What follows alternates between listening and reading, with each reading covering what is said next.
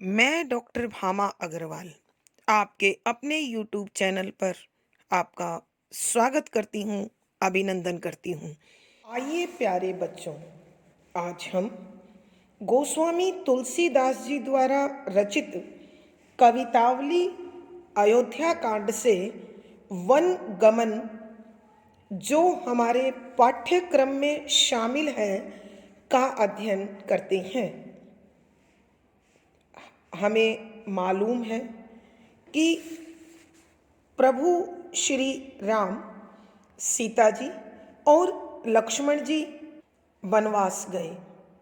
वनवास में जाते समय सीता जी बड़े धैर्य के साथ संभल संभल कर कदमों को रख रही थी, लेकिन अभी वो 2 ही कदम चली थी कि उनके माथे पर पसीने की बूंदें झलक आई और उनके दोनों होठ सूख गए।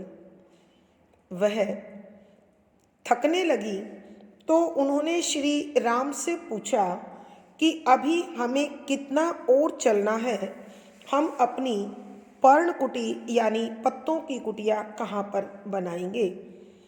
सीता जी की इस बेचैनी को देखकर प्रभु श्री राम की आंखों से आंसू बहने लगे और वो भावुक हो गए। लक्ष्मण जी पानी लेने के लिए गए तो सीता जी ने प्रभु श्री राम की थकान को देखते हुए कहा कि लक्ष्मण जी अभी बालक हैं और उन्हें पानी लेकर आने में देर लगेगी। आइए हम किसी छायादार वृक्ष के नीचे कुछ पल विश्राम करते हैं। मैं आपका पसीना पोंछकर आपको हवा कर देती हूँ और गर्म रेत पर चलने के कारण आपके जो पांव झुलस गए हैं, मैं उन्हें धो देती हूँ। सीता जी की इस प्रकार बात सुनकर प्रभु श्री राम समझ गए कि सीता जी थक चुकी हैं, अतः वो एक पेड़ के नीचे बैठ गए और अपने पाँव से कांटे निकालने के बहाने देर लगाने लगे। जब सीता जी ने राम जी के इस व्यवहार को देखा और उनके भावों को समझा तो वह अत्यंत रोमांचित हो गई, भाव विभोर हो गई और उनकी आंखों से आंसू बहने लगे। इसके बाद जब राम, सीता और लक्ष्मण जी वन जाने लगे तो वन के रास्ते में पड़ने वाले गांवों की स्त्रियां उन्हें देखकर हैरान हो गई। एक ग्रामीण स्त्री ने अन्य स्त्रियों से कहा कि मेरी तरह तुम उस स्त्री को देखो जो एक गोरे रंग वाले और एक सांवले रंग वाले राजकुमार के बीच चल रही है और इसके शरीर के कोमल भागों को देखकर मुझे ऐसा लग रहा है कि यह इस वन के मार्ग में कैसे चल पाएगी। इसके कमल जैसे कोमल पांव जैसे ही धरती को छूते हैं तो धरती भी संकोच करती सी महसूस हो रही है। यह सुनकर गांव की सभी बहुएं हैरान हो गई और उनके शरीर रोमांचित हो गए, मन भावुक हो गया और उनकी आंखों से आंसू बहने लगे। तब गांव की एक स्त्री ने सीता जी को इशारे से पूछा कि जिनके सिर पर जटाएं हैं, जिनकी छाती और भुजाएं विशाल हैं, जिनकी आंखें लाल हैं और भौहें तिरछी हैं, जिन्होंने अपने कंधे पर धनुष बाण धारण किया हुआ है और वो आपके साथ मार्ग में सुशोभित हो रहे हैं, तथा बार बार आदर के साथ आपकी ओर देखते हुए हमारे मन को मोहित कर रहे हैं, वो आपके क्या लगते हैं। जब सीता जी उस स्त्री के इन इशारों को समझी तो उन्होंने मन ही मन महसूस किया कि ये गांव की स्त्रियां अत्यंत समझदार हैं। उन्होंने भी मुस्कुराते हुए इशारे में उन्हें बता दिया कि तुम जिसके विषय में पूछ रही हो वो मेरे पति हैं। इस इशारे को देखकर गांव की उन बहुओं के आँखों को इस प्रकार आनंद प्राप्त हुआ, इस प्रकार खुशी प्राप्त हुई, मानो प्रेम के तालाब में भाव रूपी सुंदर कलियां खिल उठी हों। इसी प्रकार के भावों को व्यक्त करते पदों का हम अब अध्ययन करेंगे। पद संख्या 1। पुरते निकसी रघुवीर बधू, धरि धीर दये मग में डग द्वे, झलकी भरी भाल कनी जलकी, पुट सूखी गए मधुराधर वे, फिर बूझती है चल नो अब कैतिक, पर्ण कुटी करी हो कित हवे, तिय की लखी आतुरता, पिय की अखियां अति चारु चली जलचुए। प्रसंग। प्रस्तुत पद हमारी हिंदी की पाठ्य पुस्तक मध्यकालीन काव्य कुंज में संकलित वन गमन शीर्षक से ली गई है, जिन्हें राम काव्यधारा के सर्वश्रेष्ठ कवि गोस्वामी तुलसीदास जी ने रचा है। यह अंश उनकी प्रसिद्ध रचना कवितावली के अयोध्या कांड से लिया गया है। संदर्भ। इस प्रसंग में तुलसीदास जी ने राम, सीता और लक्ष्मण जी द्वारा अयोध्या को छोड़कर वनवास जाते समय जो परिस्थितियां बनी, जो बातें हुई, उनका अत्यंत भावपूर्ण वर्णन किया है। इन पदों में कवि ने सीता जी द्वारा रास्ते में किस प्रकार का व्यवहार हुआ, राम और लक्ष्मण ने उसका किस प्रकार समाधान किया, और मार्ग में होने वाली घटनाओं का अत्यंत भावपूर्ण वर्णन करते हुए कवि लिखते हैं कि व्याख्या। शब्दों के अर्थ पंक्ति के साथ साथ। पुर ते, पुर माने नगर, कौन सा नगर? अयोध्या। ते से, निकसी निकली, रघुवीर रघुकुल के वीर अर्थात प्रभु श्री राम, वधू बहू अर्थात पत्नी सीता जी, धरी धरे धीर धैर्य के साथ, दय रखे, मग रास्ते, में डग कदम द्वे दो, कि अयोध्या से निकलकर सीता जी ने वनवास के रास्ते में बड़े धैर्य के साथ अभी 2 ही कदम रखे थे, और इनके रखते ही झलकी भरी भाल कणी जलकी, पुट सूखी गए मधुराधर वे। झलकी चमकने लगी, झलक आई, भरी भर गया, भाल मस्तक, कणी कण, जलकी पानी की, अर्थात उनके सुंदर और विशाल माथे पर पसीने की बूंदें झलकने लगी, उनका माथा पसीने से भर गया। पुट होठों के किनारे, सूखी सूख गए गए, मधुराधर मिठास से भरे हुए होठ, वे जो सीता जी के थे, कि सीता जी के मधुर होठों के किनारे प्यास की व्याकुलता के कारण सूख गए। कहने का अभिप्राय यह है कि सीता जी को चलने का अभ्यास न होने के कारण अभी वो कुछ ही दूर अयोध्या से निकलकर वन की ओर जाने ही लगी थी कि वो थकने लगी। उनके माथे पर पसीना आ गया और होठ प्यास के कारण सूख गए। इस कारण वो व्याकुल हो गई। फिर इसके बाद बूझती पूछती है चलनो चलना, अब इसके बाद केतिक कितना। पर्णकुटी, पत्तों की कुटिया झोपड़ी करी हो हम बनाएंगे किस स्थान हवे पर।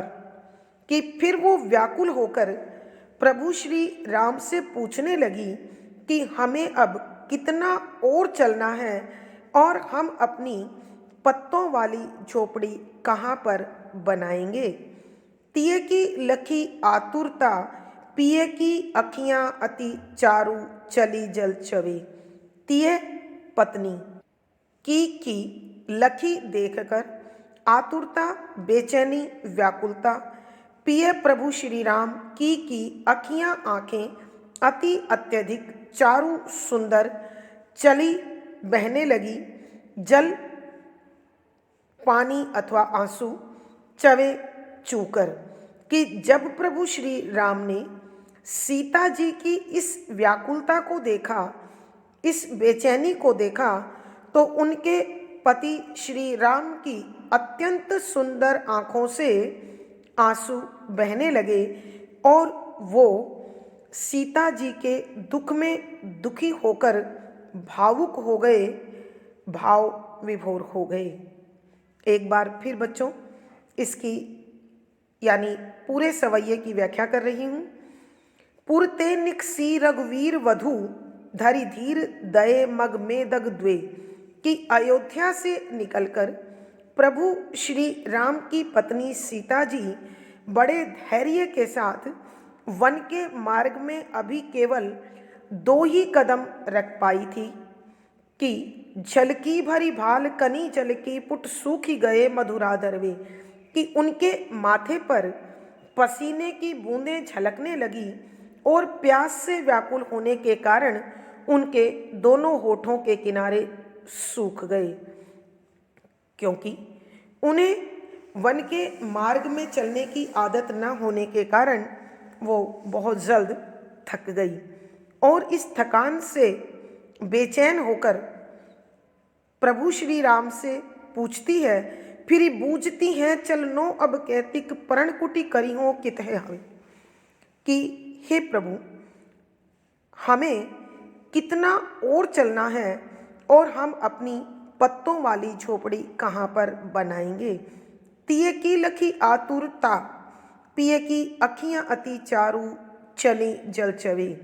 कि अपनी पत्नी सीता जी की इस व्याकुलता को देखकर, इस बेचैनी को देखकर उनके पति प्रभु श्री राम की अति सुंदर आँखों में आंसू की बूंदें छलक आई, आंसू बहने लगे। अर्थात वो अपनी पत्नी के इन कष्टों को देखकर, इस परेशानी और व्याकुलता को देखकर भावुक हो गए और उनकी आँखों से आंसू बरसने लगे।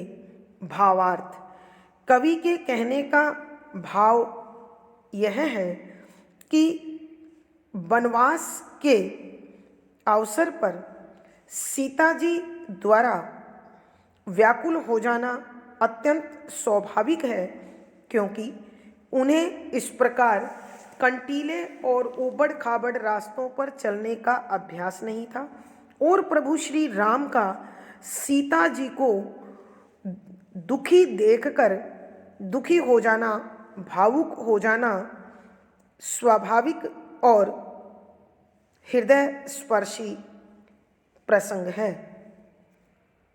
विशेष, यहाँ कवि ने प्रभु श्री राम और सीता जी के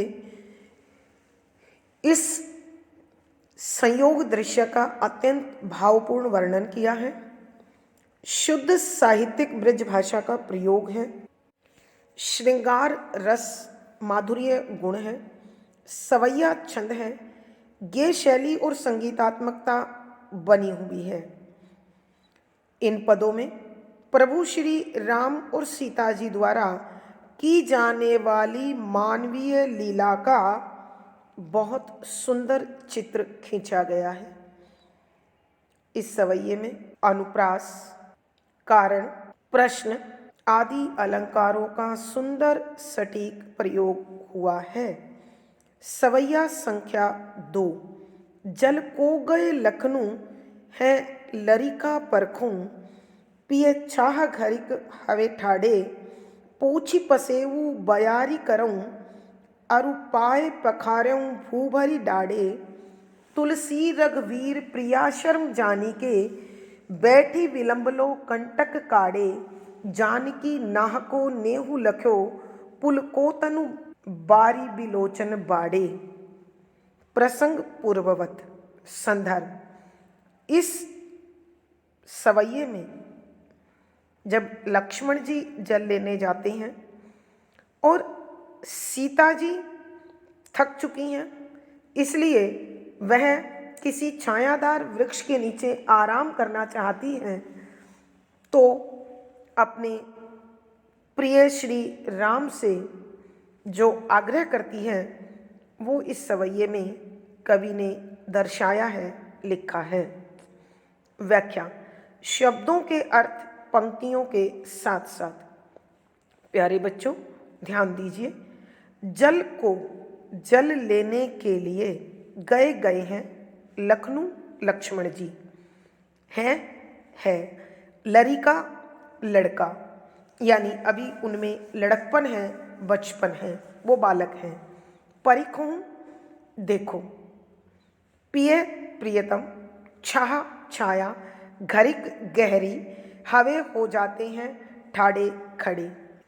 सीता जी अपने पति श्री राम से कहने लगी कि हे प्रियतम, लक्ष्मण जी जल लेने के लिए गए हैं, अभी वो बालक ही हैं, उन्हें जल लेकर आने में समय लगेगा, तो कोई छायादार वृक्ष देखकर हम उसकी घनी छाया में खड़े होकर उनका इंतजार करते हैं। पोंछी पसेऊ बयारी करऊं, पोंछी पूछ दूंगी, पसेऊ पसीना, बयारी हवा करऊं कर दूंगी, अरु और पाए पाँव पखारी हो धो दूंगी, भू भरी गर्म रेत पर डाढ़े चलने के कारण जो जल चुके हैं। कि हे प्रिय, जब तक लक्ष्मण जी लौटकर आते हैं, आइए इस छायादार वृक्ष के नीचे बैठते हैं, मैं आपका पसीना पोंछकर आपको हवा कर देती हूँ और गर्म रेत पर चलने के कारण आपके जो पाँव जल गए हैं, झुलस गए हैं, आइए मैं उन्हें धो देती हूँ। तुलसी रघुबीर प्रियाश्रम जानी के, बैठी विलंबलो कंटक काढ़े। तुलसी तुलसीदास जी कहते हैं, रघुवीर रघुकुल के वीर अर्थात प्रभु श्री राम, प्रियाश्रम यानी पत्नी की थकान परिश्रम, जानी जान कई कर, बैठी बैठे रहे, विलंब देर लो तक, कंटक कांटे काढ़े निकालने के बहाने। कि तुलसीदास जी कहते हैं, जब प्रभु श्री राम ने सीता जी के थकान को महसूस किया तो वो वहाँ बहुत देर तक अपने पाँव से कांटे निकालने के बहाने बैठे रहे। जानकी नाहको नेहु लख्यो, जानकी जनक की पुत्री अर्थात सीता जी, नाहको प्रिय को पति का, नेहु प्रेम, लख्यो देखकर, कि जब सीता जी यह जान गई कि प्रभु श्री राम कांटे निकालने के बहाने जानबूझकर देर लगा रहे हैं, तो वह भावुक हो गई, भाव विभोर हो गई। इसलिए जब सीता जी ने अपने पति का अपने प्रति इस प्रेम को देखा, समझा, पुलकौ तनु कि उनका शरीर पुलकित हो गया, प्रसन्न हो गया, बारी जल विलोचन आँखों से बाड़े बहने लगा और फिर उनकी आँखों से आंसू बहने लगे। अर्थात कहने का भाव यह है कि सीता और राम दोनों ऐसे दंपति हैं जो एक दूसरे की भावनाओं को बहुत अच्छे से समझते हैं और एक दूसरे को सुख देने का प्रयास करते हैं। एक बार फिर इस सवैये की व्याख्या कर रही हूँ।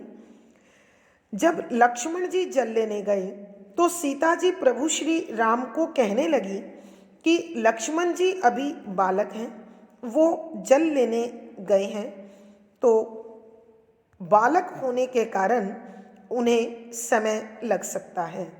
तो हे प्रियतम, आइए किसी गहरी छाया को देखकर हम वहाँ खड़े हो जाते हैं। तब तक पोछी पसेऊ बयारी करूँ कि मैं आपका पसीना पोंछ दूंगी और आपको हवा कर दूंगी। अरु पाए पखारे हूँ भूभरी डाढ़े, और गर्म रेत पर चलने के कारण आपके जो पाँव झुलस गए हैं, मैं उन्हें धो दूंगी ताकि उन्हें शीतलता का अनुभव हो। तुलसी रघुवीर प्रियाश्रम जाने के, तुलसीदास जी कहते हैं प्रभु श्री राम सीता जी की थकान को महसूस करके समझ के बैठी विलंबलो कंटक काढ़े कि कांटे निकालने के बहाने बहुत देर तक वहीं बैठे रहे। जान की नाहको नेहु लगूं कि जब सीता जी ने प्रभु श्री राम की इस भावना को समझा, महसूस किया, तो वह अपने प्रति अपने पति के इस प्रेम भाव को देखकर पुलकौ तनु कि उनका शरीर रोमांचित हो गया, प्रसन्न हो गया, बारी विलोचन बाड़े और उनकी आँखों से आंसू बहने लगे। भावार्थ, कवि के कहने का भाव यह है कि इस दंपत्ति का जो दाम्पत्य प्रेम है वह अनुकरणीय है, वंदनीय है। विशेष इस पद में सीता और राम का एक दूसरे के प्रति समर्पण और लगाव का भावपूर्ण चित्रण है। शुद्ध साहित्यिक ब्रज भाषा का प्रयोग है, श्रृंगार रस माधुर्य गुण है, सवैया छंद का प्रयोग हुआ है, गेय शैली और संगीतात्मकता है। इस पूरे सवैये में अनुप्रास, स्वभावोक्ति, संबोधन, उल्लेख, पदमैत्री आदि अलंकारों का सुंदर सटीक प्रयोग हुआ है। सवैया संख्या 3। बनीता बनी श्यामल गोर के बीच, विलोकहूँ री सखी मोही सी हवे, मग जोगुन कोमल क्यों चलिहे, सकुचाती महीपद पंकज छुए, तुलसी सुनी ग्राम बधु बितकी, पुलकी तन ओचले लोचन चवे, सब भांति मनोहर मोहन रूप, अनूप है भूप के बालक द्वे। प्रसंग पूर्ववत।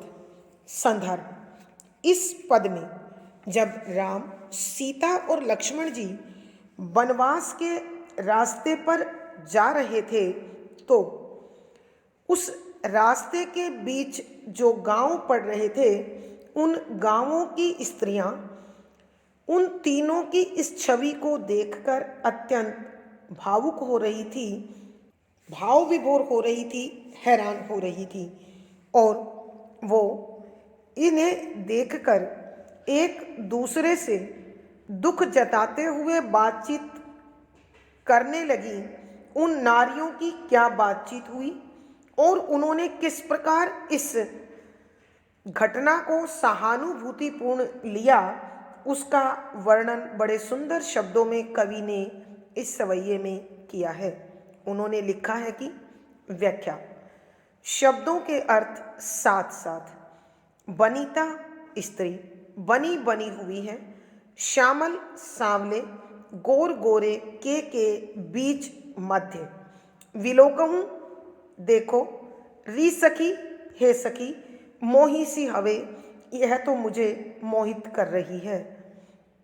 कि हे सखी, ध्यान से देखो, इस सांवले शरीर वाले और गोरे शरीर वाले के बीच जो स्त्री जा रही है वह मुझे मोहित कर रही है, बहुत सुंदर लग रही है। मग जोगुन कोमल, मग रास्ता, जोगु के लायक, न नहीं कोमल कोमल है। क्यों किस लिए चल ही इन पथरीले कंटीले रास्तों पर चल रही है। सकुचाती संकोच कर रही है मही पृथ्वी, पद पंकज, कमल जैसे पांवों के छवे छूने पर, कि यह स्त्री तो इतने कोमल शरीर वाली है, इतने कोमल भागों वाली है कि वह इस कंटीले पथरीले रास्ते के लायक नहीं है। न जाने क्यों वन जा रही है। और जब यह अपने कमल जैसे कोमल चरणों से इस पृथ्वी को स्पर्श करती है, छूती है, तो ऐसा लगता है कि यह पृथ्वी भी संकोच कर रही है, हिचकिचा रही है कि कहीं इस कोमल अंग वाली के पांव छिल न जाए, वहां छाले न पड़ जाएं। तुलसी सुनी ग्राम वधू बितकी, तुलसीदास जी कहते हैं सुनी सुनकर ग्राम वधू गांव की बहू बितकी ठिठक कर रुक गई। पुलकी प्रसन्न हुई तन शरीर ओ और चले बहने लगे लोचन आंखें चुए आंसुओं से भरकर। तुलसीदास जी कहते हैं कि जब गांव की बहू ने अपनी सखी के इन शब्दों को सुना तो वह ठिठक कर रुक गई और सीता जी की ओर देखने लगी। सीता जी के शरीर की सुंदरता और कोमलता को देखकर पुलकितन उसका शरीर अत्यंत प्रसन्न हो गया, खुश हो गया। ओ और चले लोचन चवे, और उनकी दोनों आंखों से आंसू बहने लगे।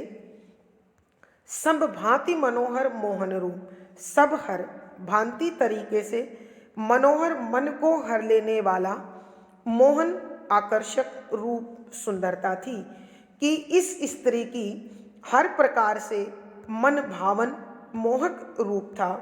अनूप जिसकी कोई उपमा नहीं हो, अनुपम, अद्वितीय, अलौकिक हैं भूप राजा के बालक बच्चे द्वे दो, कि यह दोनों जो राजकुमार हैं यह अनुपम सुंदर हैं, इनकी सुंदरता अलौकिक अद्वितीय है और यह हर प्रकार से मन में बसने वाले आकर्षक और मन भावन रूप के स्वामी हैं। एक बार फिर बच्चों इस सवैये की व्याख्या कर रही हूँ। जब प्रभु श्री राम सीता और लक्ष्मण जी को वनवास जाते समय वनवास के मार्ग में पड़ने वाले गांवों की स्त्रियों ने देखा तो एक स्त्री अपनी सखी से कहने लगी, हे सखी देख, उस सांवले और गोरे रंग वाले राजकुमार के बीच वह स्त्री अत्यंत सुंदर लग रही है और उसने मुझे मोहित कर लिया है।